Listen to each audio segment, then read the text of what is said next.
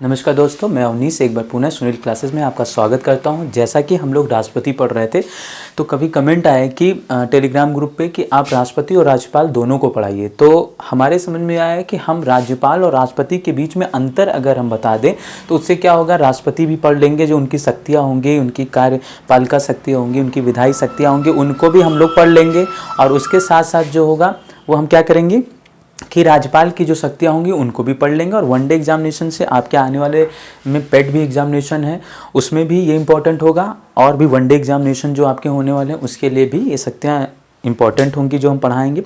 तो हमने सोचा कि जो है दोनों को क्या करते हैं, दोनों के बीच में कंपैरिजन कर देते हैं, जिससे क्या हो जाएगा कि आपको पढ़ने में और जानने में आसानी हो जाएगी कि राष्ट्रपति किस अनुच्छेद में है, उप राज्यपाल किस अनुच्छेद में है। ठीक है, तो उसको हम थोड़ा सा जान लेते हैं। तो हम लोग अपनी क्लास स्टार्ट करते हैं कि क्या क्या चीज़ें हम अभी पढ़ेंगे। तो हमारी क्या है, राष्ट्रपति, आज की क्लास जो है वो राष्ट्रपति और राज्यपाल की शक्तियों के बारे में। तो राष्ट्रपति की शक्तियाँ क्या होती हैं और राज्यपाल की शक्तियाँ क्या होती हैं जानेंगे। तो सबसे पहले ये हमको जानना जरूरी है कि राज्यपाल और राष्ट्रपति किस अनुच्छेद में होते हैं, किस भाग में होते हैं। तो जैसा कि आपको पता होगा कि राज्यपाल जो होता है वो राज्य का हेड होता है, प्रमुख होता है, संवैधानिक प्रमुख होता है। और राष्ट्रपति जो होता है वो संसद का संवैधानिक प्रमुख होता है। ये दोनों चीज़ें आप जानते रहिए कि राज्यपाल जो होता है वो राज्य का प्रमुख होता है, जबकि राष्ट्रपति जो होता है वो संसद का प्रमुख होता है। ठीक है, तो हमने क्या किया कि राष्ट्रपति हमारे किस अनुच्छेद में होता है, 52 में जो है ये बताया गया है कि भारत का एक राष्ट्रपति होगा। ठीक है, 52वें अनुच्छेद में बताया गया भारत का एक राष्ट्रपति होगा। और भाग कौन सा है, 5वां भाग है। 5वें भाग में ये मेंशन किया गया है कि भारत का क्या होगा, एक राष्ट्रपति होगा। ठीक, राज्यपाल किस में होगा, राज्यपाल जो होगा 52 है तो 53 चले जाए। अगर हम इसको एक हटा देते तो क्या हो जाएगा, 53, और उसके आगे एक जोड़ देते हैं तो 153। ऐसे याद किया जा सकता है कि राष्ट्रपति अगर 52 में है तो राज्यपाल किस में होगा।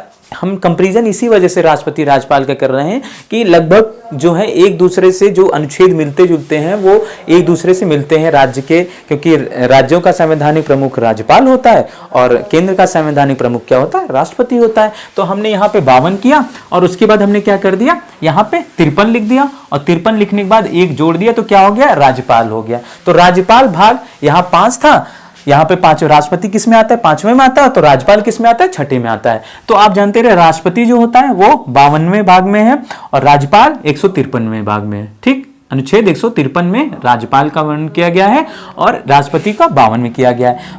5वें भाग में राष्ट्रपति है और 6ठे भाग में क्या है, राज्यपाल है।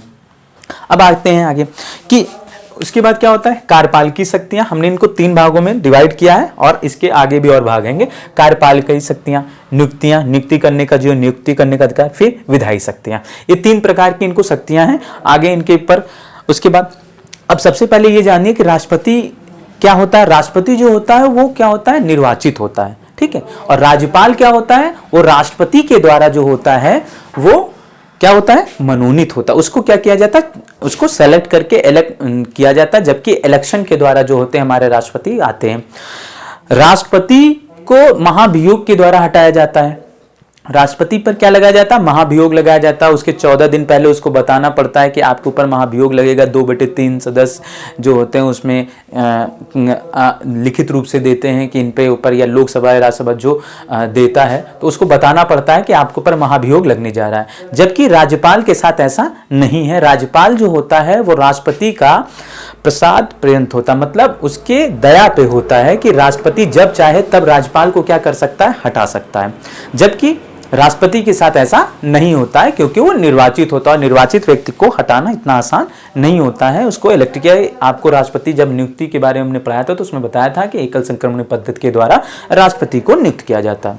उसके साथ क्या होता है कि राष्ट्रपति जो होता है वो मंत्रिमंडल की सलाह मानने के लिए बाध्य होता है। राष्ट्रपति जो होता है वो मंत्रिमंडल की सलाह मानने के लिए क्या होता है, बाध्य होता है। जबकि राज्यपाल जो होता है वो मुख्यमंत्री का जो मंत्रिपरिषद होता है, जो सलाहकार समिति हो, तो उसको मानने के लिए बाध्य नहीं होता। ये बहुत इंपॉर्टेंट चीज है, इसको याद रखिएगा कि राष्ट्रपति जो होता है वो प्रधानमंत्री के मंत्रिपरिषद के जो सलाह देती है मंत्रिपरिषद प्रधान, क्योंकि ये सारे पद जो होते हैं, जितने भी प्रधानमंत्री का पद हुआ या उनके मंत्रिमंडल का पद हुआ, जैसे 3 तरह के मंत्री होते हैं, कैबिनेट मंत्री होते हैं, राज्य मंत्री होते हैं और राज्य मंत्री होते हैं ना, तो ये 3 तरह की जो मंत्री परिषद बनी होती है कैबिनेट प्रधानमंत्री की, इनके सलाह को मानने के लिए राष्ट्रपति बाध्य होता है, ठीक है। और जो होता है राज्यपाल उसके लिए बाध्य नहीं होता। आपको 1975 याद होगा, इंदिरा गांधी का केस, उसमें भी यही सब चीजें हुई थी। तब इंदिरा गांधी जी ने काफी चेंजेस कर दिए थे, ठीक है। वीटो पावर का कैसे, तो ये सारी चीजें हम इसमें डिस्कशन करेंगे या आगे आते रहेंगे। तो हम पढ़ते हैं कार्यपालिका शक्तियां। अब कार्यपालिका शक्तियां होती क्या है? जो कार्य करने की शक्तियां होती हैं कि भारत के सभी कार्य, जितने भी कार्य होते हैं वो भारत के जितने भी, क्योंकि भारत जो होता है आपको पता है कि भारत एक देश है और उसके अंतर्गत जो है राज्य आते हैं, आपके 2800 राज्य आते हैं। तो भारत के जितने भी कार्य होते हैं वो राष्ट्रपति के नाम से होते हैं। सिग्नेचर किसकी होती है? राष्ट्रपति को होती है। मान लीजिए किसी का क्वेश्चन ये बनता है कि विदेशों में राष्ट्रपति हर जगह, तो सारे देशों में घूम घूम के राष्ट्रपति तो नहीं जाएगा, तो वहां पे क्या होता है आपको पता, IFS अधिकारी जो यहाँ के अधिकारी नियुक्त किए जाते हैं, राजदूत जो नियुक्त किए जाते हैं, वो राष्ट्रपति के स्थान पे बिहाफ में सिग्नेचर करते हैं। मगर सारे के सारे जितने भी कॉन्ट्रैक्ट्स आए IMO साइन होते हैं, IMO, वो सारे के सारे राष्ट्रपति के ही नाम से ही होते हैं, ठीक। राज्यपाल जो होता है वो क्या होता है? वो राज्य का प्रमुख होता है। जितने भी राज्य के कार्य होते हैं वो किसके नाम से किए जाते हैं? राज्यपाल के नाम से किए जाते हैं, ठीक है। प्रधानमंत्री और मुख्यमंत्री, मंत्रिमंडल की नियुक्ति और राज्य मंत्रिमंडल की नियुक्ति। अच्छा, एक चीज इसके साथ जानना यह भी जरूरी है कि जो हमारी संसद होती है उसमें, संसद को आप लोगों ने पीछे पढ़ा होगा राष्ट्रपति में, कि संसद जो होते हैं वो 3 भाग, संसद में कौन कौन आता है? एक तो होती है लोकसभा, राज्यसभा और राष्ट्रपति आता है। उसी तरह क्या होता है, जो होते हैं मंत्रिमंडल के विधानमंडल आता है। विधानमंडल में क्या आता है? विधानसभा, विधान परिषद और राज्यपाल आता है, ठीक है ना। तो इस चीज को आप जानते रहिए कि जैसे कि हमारे सेंटर में जो है, केंद्र में जो है, हमारे 3 भाग हैं संसद के, 3 प्रमुख होते हैं, 3 अंग होते हैं संसद के। उसी तरह हमारे राज्य में भी क्या होते हैं? मंत्रिमंडल के विधान मंडल के जो होते हैं वो 3 अंग होते हैं, ठीक है। अब हम आते हैं कि प्रधानमंत्री किस अनुच्छेद के अंतर्गत आता है। तो ये जानते रहिए, ये जरूरी है कि हमारे संविधान में अनुच्छेद जो है 75 कहता है कि भारत का एक प्रधानमंत्री होगा। उसको सलाह देने के लिए अनुच्छेद 74 कहता है कि एक मंत्रिमंडल होगा, ठीक है। अनुच्छेद 75 में प्रधानमंत्री को नियुक्त करता है। अच्छा, नियुक्ति कौन करता है प्रधानमंत्री की? राष्ट्रपति करता है। कैसे नियुक्ति होती है आपको सबको पता है कि जो होता है एक जो इलेक्शंस होते हैं, इलेक्शन में जो पार्टी का नेता, पार्टी दल का जो मुखिया होता है, वो जो विजयी होता है उसी को क्या करता है, उसको प्रधानमंत्री नियुक्त करता है कि हमारे तरफ से पार्टी जो कहती है कि हमारे तरफ से हमारे नेता ये हैं और इनको हम क्या करते हैं, प्रधानमंत्री इलेक्ट करते हैं। तो अनुच्छेद 75 में प्रधानमंत्री की बात की गई है, अनुच्छेद 74 में मंत्रिमंडल की बात की गई। ये किसकी है? ये सेंटर की बात होती है, सेंट्रल गवर्नमेंट की बात होती है। और इनकी नियुक्ति कौन करता है? इनकी नियुक्ति राष्ट्रपति करता है। मतलब ये इनकी कार्यपालिका शक्तियों में आती है, किसके? राष्ट्रपति की। अब आते हैं मुख्यमंत्री पे आते हैं। तो मुख्यमंत्री अनुच्छेद 164 में ये कहा गया है कि राज्यों का एक क्या होगा? मुख्यमंत्री होगा। उसकी नियुक्ति कौन करेगा? राज्यपाल करेगा। और अनुच्छेद 163 में कहा गया है कि मुख्यमंत्री की सलाह के लिए जो होगा एक मंत्रिमंडल होगा, ठीक है। तो ये 2 चीजें क्लियर हो गई कि अनुच्छेद 75 में क्या कहा गया है? अनुच्छेद 75 में कहा गया है कि एक प्रधानमंत्री होगा, और प्रधानमंत्री की सलाह के लिए अनुच्छेद 74 में कहा गया है कि एक मंत्रिमंडल होगा। ये किसकी बात हो गई? ये केंद्र की बात हो गई, ये राष्ट्रपति की बात होगी, राष्ट्रपति इनको नियुक्त करता है। अब हम लोग राज्य में आते हैं। राज्यपाल क्या करता है? 164 में कहा गया है, 164 में कहा गया मुख्यमंत्री होगा। राज्य का एक क्या होगा? मुख्यमंत्री होगा, और उसकी सलाह के लिए उसका क्या होगा? मंत्रिमंडल होगा। ये 163 में है, ठीक। इतनी बात क्लियर। आगे बढ़ते हैं। संघ के कार्य क्रियाकलाप संबंधी विधान विषयक जानकारी प्रधानमंत्री से मांग सकता है। अच्छा, इसके पास ये पावर होती है कि जितनी भी जानकारियां आप रखें, मतलब वो जो भी चाहे प्रधानमंत्री से कि राज्य देश में क्या हो रहा है, आपकी क्रियाकलाप कैसे हैं, उसके विधान विषयक में मतलब विधायिका का क्या काम चल रहा है, उन सब की जानकारी वो किससे मांग सकता है? वो प्रधानमंत्री से मांग सकता है। कौन? राष्ट्रपति। इसी तरह जो होता है राज्यपाल होता है कि राज्यपाल भी जो है मुख्यमंत्री से, क्योंकि राज्यपाल जो होता है वो क्या होता है, उसको राष्ट्रपति के द्वारा बैठाया गया होता है, तो वो डायरेक्ट किसको करता है, किसको कहता है? अच्छा, राज्यपाल की नियुक्ति जो होती है राष्ट्रपति करता कैसे है, वो किसकी सलाह पे करता है? वो मंत्री, प्रधानमंत्री या मंत्रिमंडल की जो होता है सेंट्रल की, उसकी सलाह पे करता है। तो वो सारी की सारी चीजें जो होती हैं वो स्वतंत्र तो एक तो होता है, मगर किसी के अंडर में होता है, किसी के कृपा पात्र होता है, किसका? राष्ट्रपति का।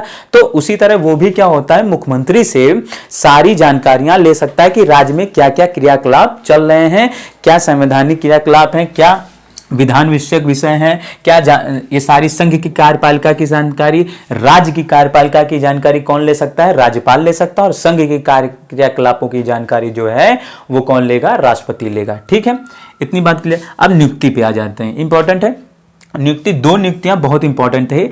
एक राष्ट्रपति करता है महान्यायवादी की नियुक्ति अनुच्छेद 76 में। अनुच्छेद 76 में एक महान्यायवादी की नियुक्ति होती है, अनुच्छेद 76 में। इसको कौन नियुक्त करता है? राष्ट्रपति। और भी नियुक्तियां होती हैं।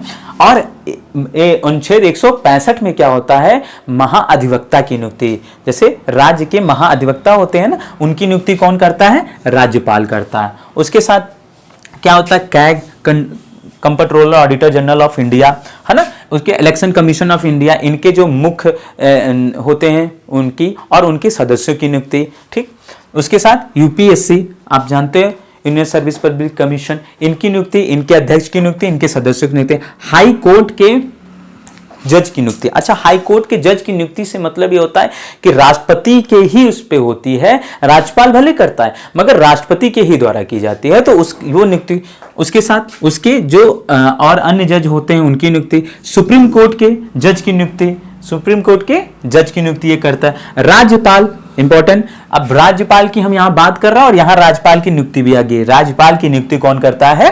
राष्ट्रपति करता। वित्त आयोग के अध्यक्ष, ठीक है, वित्त आयोग के अध्यक्ष और सदस्यों की नियुक्ति भी कौन करता है?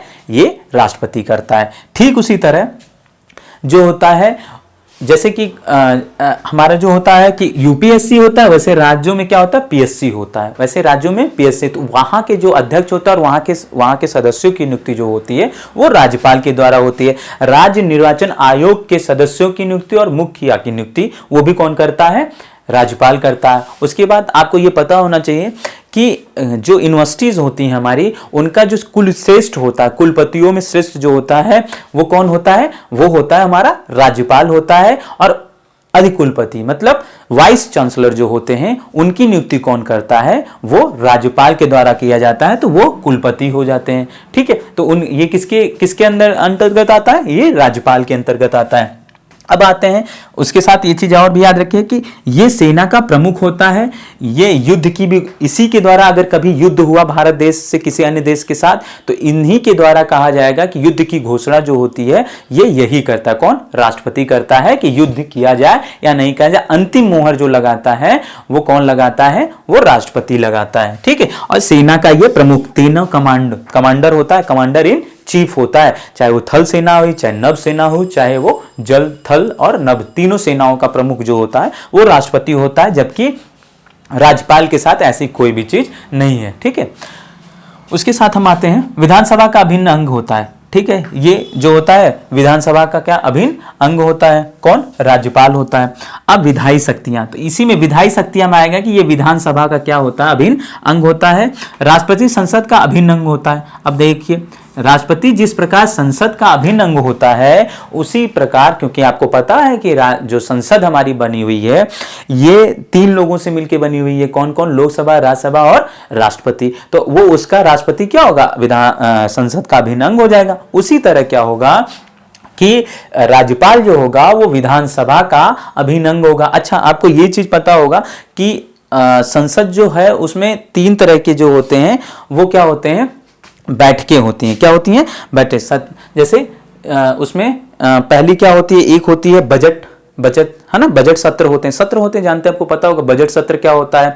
उसके बाद क्या होता है? एक बजट सत्र के बाद आता है मानसून सत्र होता है, 3 तरीके का सत्र होता है। उसके बाद शीतकालीन सत्र होता है। तो ये चीज जाना जाता है। एक बार क्वेश्चन पूछा था कि बजट सत्र कब से कब तक होता है, तो आपको जानना चाहिए कि बजट सत्र अब बदल गया, फरवरी से मई तक जो होता है आपका बजट सत्र चलता है। उसके बाद मानसून सत्र जो होता है जुलाई से अगस्त तक चलता है। बहुत सबसे छोटा सत्र होता है, क्योंकि आपको पता होगा कि जुलाई और अगस्त में क्या होती है, बारिश होती है, तो उस समय में क्या होता है कि ये होता है मानसून सत्र। अब लास्ट वाला सत्र जो आता है वो नवंबर से दिसंबर चलता है, उसे क्या बोलते हैं, शीतकालीन सत्र।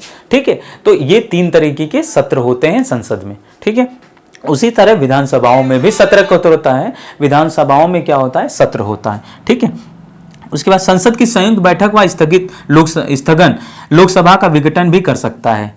ठीक, अब जो होता संसद की संयुक्त बैठक, आपको पता होगा कि संसद का जब संसद बैठती है तो क्या होता है कि संसद जब नए मंत्री लोग आते हैं, नए विधायक चुन के आते हैं, उस समय भी, और साल के प्रारंभ में जब आपका बजट सत्र होता है तब भी राष्ट्रपति का क्या होता है, अभिभाषण होता है। तो उसकी संयुक्त बैठक का इंसेंस ऑफ है, लोकसभा और राज्यसभा के सदस्य एक साथ बैठते हैं, तब वो संयुक्त बैठक कहलाते हैं। और उसको क्या करता है, राष्ट्रपति संबोधित करता है लोकसभा का विघटन। अच्छा, यहां पे लोकसभा का विघटन लिखा गया, राज्यसभा का विघटन नहीं लिखा गया है। क्यों? क्योंकि राज्यसभा कभी विघटित नहीं होती है, और जबकि लोकसभा क्या हो जाती है, विघटित हो जाती है। ठीक है, राज्यसभा विघटित कभी नहीं होती, ये याद रखिएगा। उसी तरह हमारे जो है राज्यों में जो 7 राज्य हैं जहां पे विधान परिषद बनी हुई है, वो भी कभी विघटित नहीं होती है, क्योंकि राज्यसभा क्या होती है, उच्च सदन। पूछा जाता है कि उच्च सदन कौन सा और निम्न सदन कौन सा है, तो उच्च सदन क्या है, राज्यसभा है। उसी तरह राज्यों में जो उच्च सदन क्या, विधान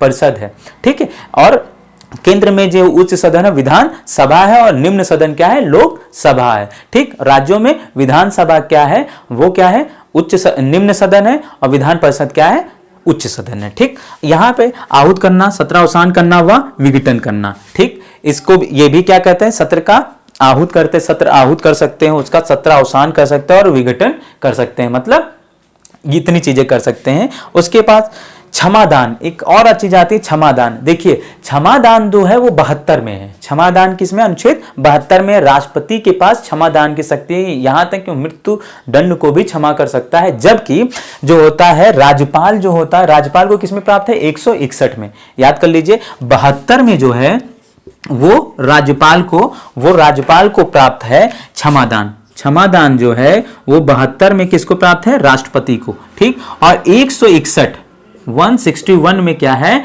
ये जो है राज्यपाल को प्राप्त है क्षमादान। इसमें होता क्या है, राज्यपाल को मृत्युदंड को क्षमा करने का अधिकार नहीं है, ये मृत्युदंड को क्षमा नहीं कर सकते हैं। जबकि ये मृत्यु दंड को छोड़कर बाकी सभी दंड को क्षमा कर सकते हैं। आपके जो है किसी अपराधी की इसकी जो आपराधिक काल है, जो जेल में रहने का समय है, उसको कम कर सकते हैं, सब कुछ कर सकते हैं। बस सिर्फ क्या नहीं कर सकते, 161 के अंतर्गत ये उसके मृत्यु दंड को क्षमा नहीं कर सकते हैं। जबकि राष्ट्रपति के पास वो सारी ताकतें हैं, वो मृत्यु दंड को भी क्षमा कर सकता है। ठीक है, तो हम अगला क्या आता है हमारा, वित्तीय शक्तियां। ठीक है, वित्तीय शक्तियां, विशेषाधिकार और अध्यादेश शक्तियां। ठीक है, तो वित्तीय शक्तियां में आता है बजट। तो बजट में क्या होता है कि राष्ट्रपति जो होता है वो प्रत्येक वर्ष जो होता है वो क्या करता है, बजट पेश कराता है। कहां पे जो होता है, लोकसभा में। ठीक है, क्या करता है, बजट पेश करने के लिए प्रत्येक सत्र के जो होता है, हमारा बजटीय ईयर जो होता है, कैसे होता है हमारा बजट का जो ईयर होता है, पर ईयर चलता है ना बजट, कि हर साल बजट का अनाउंसमेंट होता है, हमारी वित्त मंत्री बजट देती है, उसके बाद उसका जो होता है उसका पालन किया जाता है, पूरे साल उस चीज को पूरा किया जाता है। उसके बाद फिर उसका क्या लॉस हुआ, कितना जीडीपी बढ़ी, कितनी जीडीपी का लॉस हुआ, कितना। ठीक है, तो ये सब चीजें जो होती हैं बजट की चीजें, ये क्या करता है, राष्ट्रपति के द्वारा ही होता है, और ये इसको पेश करवाता है। पेश कराने की जो ताकत होती है बजट की, वो किसके पास होती है, राष्ट्रपति के पास होती है। उसके बाद क्या होता है, आकस्मिक निधि। ये निधि होती है जैसे कि आपातकाल, जैसे कि बाढ़ आई हुई है, इस समय क्या हुई है हमारे देश में, बहुत ज्यादा बाढ़ आई हुई है। तो अगर प्रधानमंत्री किसी को कहते हैं कि मैं 2000 करोड़ इस राज्य को दूंगा, तो वो क्या होती है, ये आकस्मिक निधि होती है। आकस्मिक निधि क्या होती है, संचित निधि होती है, कि उसमें वहां पे पैसा होता है और वो आकस्मिक निधि के रूप में रखा होता है, और बिना राष्ट्रपति की आज्ञा के बिना कोई भी आकस्मिक निधि केंद्र सरकार जो होती है वो नहीं दे सकती है जो राज्यों को। ठीक है, तो ये आकस्मिक निधि जो होती है वो किसके आज्ञा से दी जाती हैं, वो जो होती है राष्ट्रपति की आज्ञा जाती है। ये भी इसकी वित्तीय शक्तियां हैं, वित्तीय पावर है। ठीक है, आकस्मिक निधि जो होती है वो राष्ट्रपति की आज्ञा के बिना नहीं दी जा सकती। फिर टैक्स का बंटवारा। अब टैक्स जो होता है आपको पता होगा, जीएसटी इस समय चल रहा है, एक आईजीएसटी लगता है, एक एसजीएसटी लगता है। ठीक है, सो सेंट्रल जीएसटी टैक्स होता है, एक सीजीएसटी होता है। तो क्या होता है कि ये टैक्सों का बंटवारा होता है कि राज्यों को कितना टैक्स दिया जाए और केंद्र को कितना टैक्स दिया जाए। जैसे पहले जो था वो 14% दिया जाता था, मगर सब 14वां वित्त आयोग ने क्या किया है कि सबके टैक्सों में से 1-1% टैक्स को क्या कर दिया, डिडक्ट कर दिया, डिड्यूस कर दिया, ठीक है। और अब क्या किया है, सबके सारे राज्यों के टैक्सों में से 1% जो है टैक्स को घटा दिया गया है कि केंद्र अब राज्यों को 1% टैक्स कम देगा। क्यों? बंटवारा जब हुआ, ऐसा हुआ क्योंकि हमारा एक राज्य और बन गया, जम्मू कश्मीर और लद्दाख जो केंद्र शासित प्रदेश है, उसको भी तो कुछ चाहिए, क्योंकि पहले जम्मू कश्मीर और लद्दाख जो था एक ही में था, मगर अभी क्या हुआ कि वो हुआ ऐसा कि उसको दोनों को एक ही में अलग अलग कर दिया कि 2 केंद्र शासित प्रदेश हो गए। इस वजह से जो 28 राज्य हैं उनके टैक्सों में से 1-1% को डिडक्ट कर दिया गया। ये 14वें वित्तीय आयोग की स्वीकृति थी। उसके बाद धन विधेयक, बहुत इंपॉर्टेंट है ये कि कोई भी विधेयक अगर पेश होगा, धन विधेयक है, वो राष्ट्रपति की आज्ञा से ही पेश होगा। और वो कहां पेश होगा? वो लोकसभा में पेश होगा। राज्यसभा में कभी भी धन विधेयक पेश नहीं होता है। इसको एकदम क्लियर कट में याद रखिए कि पूछा जाता है कि धन विधेयक कहां पेश होता है, तो वो लोकसभा में पेश होता है। कौन, किसकी आज्ञा से? राष्ट्रपति की आज्ञा से, ठीक है। आगे हम चलते हैं। सेम यही कंडीशन जो होती है वो राज्यपाल के साथ होती है कि बजट जो होता है साल में जो है एक बार बजट का जो है पेश कराने की जो जिम्मेदारी होती है वो विधानसभा में पेश होता है बजट। और कौन कराता है? राज्यपाल कराता है। बजट को कौन पेश कराता है? राज्यपाल कराता है, ठीक है। उसके बाद कोई भी विधेयक, धन विधेयक है, ये भी चीज याद रखिए, धन विधेयक है कि नहीं, ये भी जो होता है राष्ट्रपति के ही द्वारा वो होता है कि धन विधेयक को बताता है, और लोकसभा में ही इसको पारित किया जाता है कि कोई विधेयक धन विधेयक है या नहीं है। उसके साथ धन विधेयक राज्यों में कहां पे पेश होता है? वो विधानसभाओं में पेश होता है। कहां पे पेश होता है? विधानसभा में पेश होता है, ठीक है। अच्छा, आगे चलते हैं। विशेषाधिकार, जैसे विशेषाधिकार क्या होता है? स्वीकृति, किसी चीज की स्वीकृति लेनी है, किसी चीज को सुरक्षित या पुनः विचार हेतु, कोई भी चीज चाहे स्वीकृति हो चाहे सुरक्षित हो, जैसे कोई भी अध्यादेश आया या कोई भी आदेश केंद्र सरकार या राज्य सरकार के प्रधानमंत्री या मुख्यमंत्री ने किया, तो उसको क्या होता है, जब तक वो लोकसभा, राज्यसभा और उसके बाद क्या होता है राष्ट्रपति के पास जाता है, स्वीकृति के लिए जाता है, तो उसको वो अधिकार होता है कि उसके अधिकार के बिना कोई भी कानून, कोई भी अध्यादेश, कानून कोई नहीं बन सकता है, ठीक है। तो उसके वो स्वीकृति करने का अधिकार, ठीक, उसको स्वीकार करेगा कि नहीं करेगा ये। उसके बाद उसको सुरक्षित रख लेने का अधिकार कि अब उसको क्या करेगा, उसको स्वीकार करेगा, अगर नहीं स्वीकार करता है तो वो क्या करेगा, उसको सुरक्षित रख लेगा अपने पास कि हाँ मेरे पास ये जो राज्यसभा लोकसभा से पास होकर आया है वो सुरक्षित है। या उसके बाद क्या, पुनः विचार हेतु, या अगर वो सुरक्षित नहीं रखेगा अपने पास, क्योंकि कुछ हर विधेयक में अलग अलग टाइम दिया होता है कि 14 दिन का टाइम कुछ में दिया होता है, कुछ दिन में 7 दिन का, कुछ में 10, तो ऐसे कुछ टाइम बांटे हुए हैं, हमारे संविधान ने बांटे हैं कि राष्ट्रपति उतने दिन तक ही अपने पास क्या कर सकता, सुरक्षित रख सकता, नहीं तो क्या कर सकेगा, उसको पुनः विचार के लिए फिर से लोकसभा या राज्यसभा को वापस भेजना रहेगा कि आप इसमें ये संशोधन करिए और उसके बाद ही मैं इसको क्या करूंगा, स्वीकार करूंगा, इसको कानून बनाऊंगा। तो यहाँ राज्यपाल से प्राप्त 3, और ठीक इसी तरह वो अपने पास तो 3 चीजें होगी, स्वीकृति का अधिकार, सुरक्षित करने का दावा, पुनः विचार हेतु। तो स्वीकृति करने का, अगर उसको लगेगा कि सारी चीजें सही है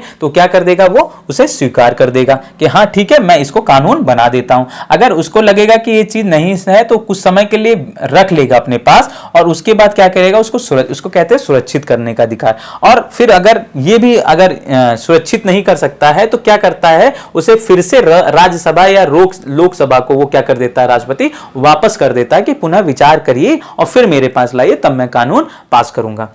सेम इसी तरह जो होता है वो क्या होता है, राज्यपाल के साथ होता है। अच्छा, लागू करने का जो राष्ट्रपति की जो इसमें भी स्वीकृति करने का, इसके पास भी कोई चीज आती है, क्योंकि ये संवैधानिक क्या होते हैं, प्रमुख होते हैं ना, तो कोई भी चीजें जो होती हैं राज्य से रिलेटेड जो राज्यों के संवैधानिक प्रमुख के पास जाते हैं, और केंद्र से रिलेटेड जो होते हैं केंद्र के संवैधानिक प्रमुख के पास जाती हैं। तो इसमें भी ये होता है, ये स्वीकृति कर सकता है, स्वीकृति कर देगा, हाँ ठीक है ये चीज मैं मान करता हूँ, मुख्यमंत्री को फिर विधान परिषद और विधान सभा को वापस कर देगा, या सुरक्षित उसको रख लेगा, या पुनः विचार के लिए। अच्छा, एक चीज और, राष्ट्रपति ये क्या करता है, सुरक्षित जब रखता है तो राष्ट्रपति से ये स्वीकृति लेने जाता है, राष्ट्रपति से ये पूछता है, ठीक है, कि इसको मैं स्वीकार करूं या ना करूं, तो वहां पर ये क्या कर लेता है, अपने पास ये सुरक्षित रख सकता है। क्या करता है, सुरक्षित रखता है, कि ये बताता है कि मैं राष्ट्रपति से विचार विमर्श करने के लिए इसको क्या कर रहा हूं, सुरक्षित रखा हुआ, और राज्यपाल के पास होता है, ठीक। और राज्यपाल से प्राप्त तीनों नियम